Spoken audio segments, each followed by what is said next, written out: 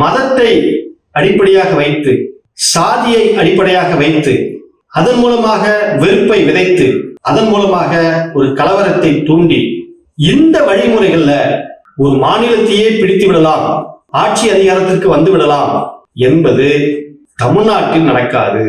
இது தந்தை பெரியார் பிறந்த மண், பேரறிஞர் அண்ணா விதைத்த மண். இந்த இடத்துல இங்க பகுத்தறிவு தான் மூலதனமே.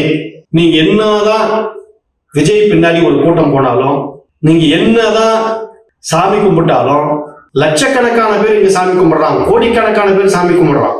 ஆனா அவன் வணங்குவது கடவுளை. அப்படியே வந்துட்டு ஓட்டுன்னு வந்தா அவன் இங்க சமூக நீதி, யாரால் நாம் படித்தோம், யாரால் நாம் வளர்ந்தோம் என்று சிந்திக்கக்கூடியவர்கள் தமிழ்நாட்டு மக்கள். அதனாலதான் இங்க பாரதிய ஜனதா கட்சி வளரவே இல்லை, வளர முடியாமல் அப்படியே இருக்கிறது. அவர்கள் அவர்களுடைய வியூகத்தை மாற்ற வேண்டும். நம்மளுடைய வேண்டுதெல்லாம் கோரிக்கைலாம் என்ன அப்படின்னா, பாரதிய ஜனதா கட்சி இங்க பெருசா வியூகம் அமைச்சு கலவரத்தை தூண்டி ஆட்சி பிடிச்சிடலான்ற வியூகத்தை தொடர்ந்து இங்க தோற்கடித்துக் கொண்டே இருக்கிறார்கள் தமிழர்கள்.